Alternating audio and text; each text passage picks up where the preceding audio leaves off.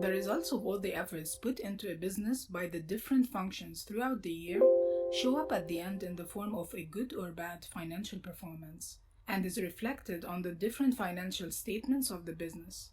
In this course, we are going to lay down a framework for analyzing the performance of a retail business, starting from its income statement and going deeper and back into the different reports to uncover the underlying causes behind such performance. And at the end, we are going to also cover other financial statements and see how we can use the information in them to calculate different financial ratios that give an indication about the different aspects of financial performance. So let's get started.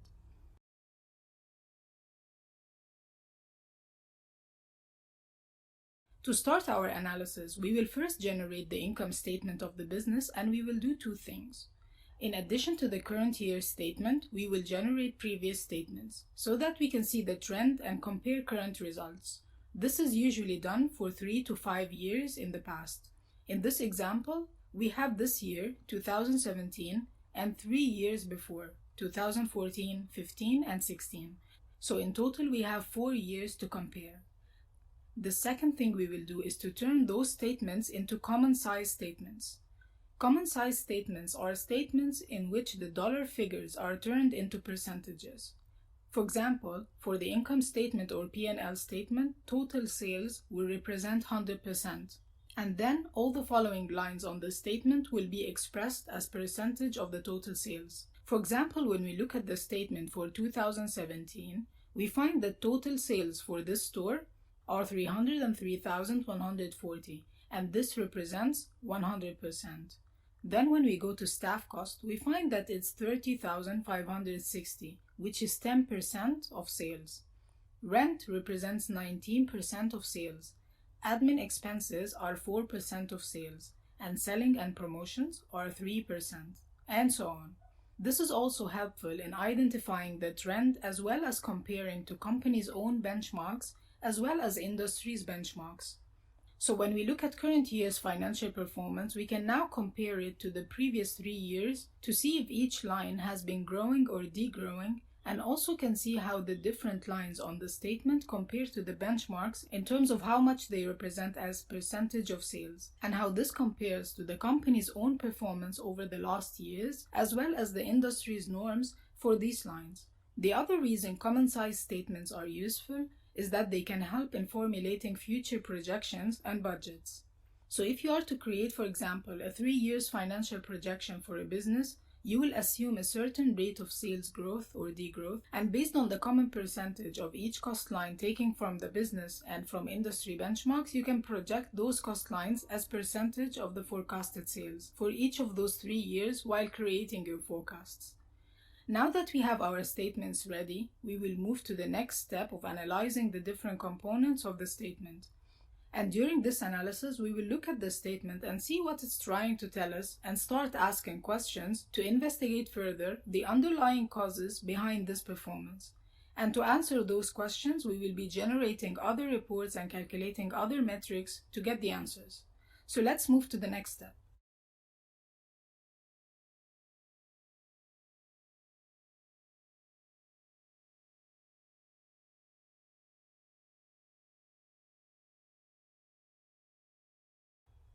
We start our sales analysis by looking at the trend.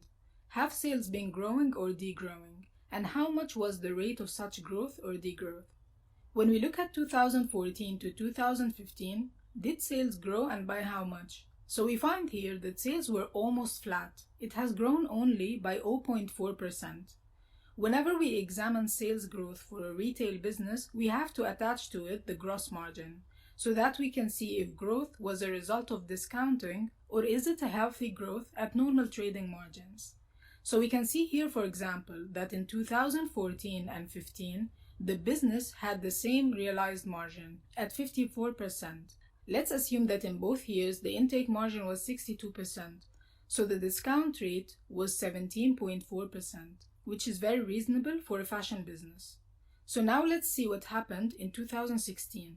In 2016, sales have degrown by 16%, and the business started to lose money at the bottom line after being profitable for the last 2 years. Also, we will find that realized margin has dropped from 54% to 51%. Anytime we have a drop in realized gross margin, we have four possibilities, and these are: prices could have been set lower, or the cost from suppliers have increased. To check that, we look at the intake margin of the business and compare it to previous years.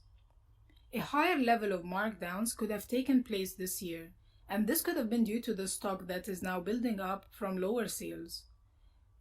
To check that, we calculate discount rate and compare it to previous years.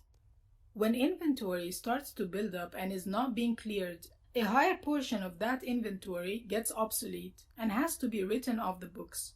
This is shown in the form of lower gross margin. To check if that was the case, we look at the aging report and see the amount of stock that has been written off as obsolete. Any stock loss that happens gets reflected on the P&L gross margin of the business. Although the extent of a margin drop from shrinkage is usually low, but to check that point, we can look at the shrinkage result from that year and how much the amount of lost stock was in terms of cost value. When we look at 2017 sales, knowing that 2016 was a bad year for the business, where it had a drop of 16% in sales, and this has resulted, of course, in having higher inventory. So what we find in 2017 is actually expected.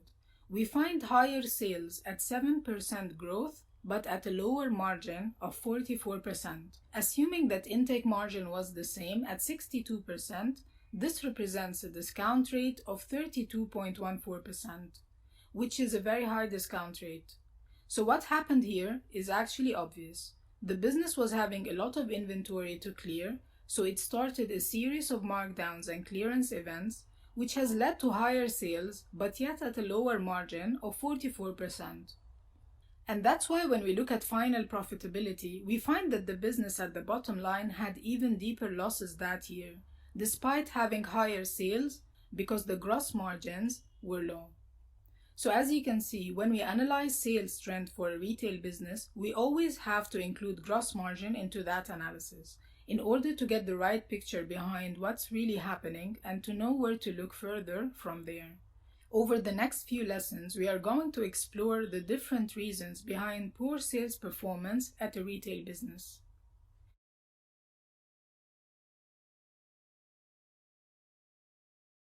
Poor sales performance could have different reasons that could be external or internal. External factors include economic factors. For example, a slowing economy could affect wages and employment, and this reflects on the performance of many businesses, especially retail. Another economic factor is high inflation. When inflation rises, the cost of all goods and services rise, so customers have lower amounts in their budgets to spend on shopping. Another external factor is competition. If your business starts having more competitors and everyone is fighting to take a bigger share of the market, this would lead to lower sales at your business, especially if the competition starts selling at lower prices. Conducting a comp shop, which is an exercise where we go to the malls and check out all the brands that are considered to be competitors, and check out their merchandise range, their price points, and their offers on a regular basis, could help us identify if this external factor is affecting our sales. Another external factor is the store location or the mall the store is located inside. In many cases, the mall itself starts deteriorating and losing traffic. For example, it could be that the mall is not being maintained properly, or it's not making any efforts in terms of marketing to drive traffic to the mall. Anchor stores and other large tenants might have started exiting the mall, and this drives the traffic even further down and affects sales. We are going to talk about this particular point more in the cost analysis section of this course. The main sign for external reasons behind poor sales performance is low traffic. If you find that traffic is getting lower at the business and this is starting to be the new normal, then you first check external factors like the ones we've just mentioned. We've gone into the details of performing an external analysis in the strategic management course, so please refer to that section for more details on how to conduct such analysis and the different resources and tools to use. Now we are going to look into internal factors that might be causing poor sales performance.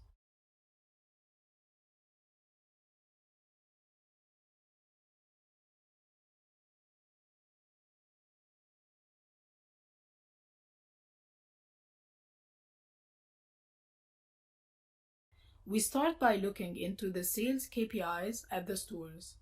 These are average transaction value, units per customer, and conversion. When those KPIs are lower than the targets and lower than their historical norms, then this could signify a problem in the sales process on the floor. This could mean different things. The team might not be trained properly on the brand's products. In other words, they don't have the right product knowledge to sell the company's products, and this is affecting sales. Or the team might not be applying the right selling behaviors on the floor, such as upselling, cross-selling, and suggesting add-ons. All those techniques are used to add to the transaction, and they directly reflect on ATV and UPT. There also might be a problem in scheduling or having enough manpower on the floor to serve all customers, and this usually reflects on conversion. In order to find out what in particular is causing poor sales performance in this case, a sales floor observation should be done to see how sales associates are selling to customers and whether or not they have the right knowledge and applying the right behaviors, and also to see the floor coverage at different times of the day and the week, and check if proper scheduling is being done and if the business is having enough manpower on the floor. Another internal factor that usually affects particular stores within the portfolio is cannibalization.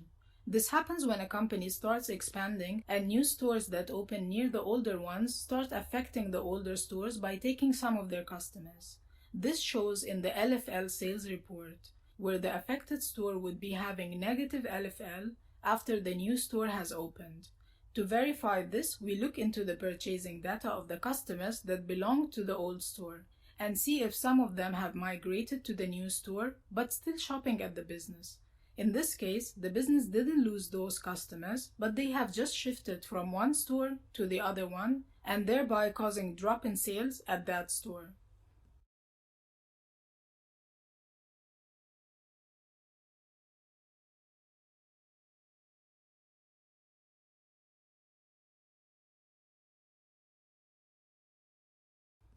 Other metrics to examine when we have low sales are the customer metrics.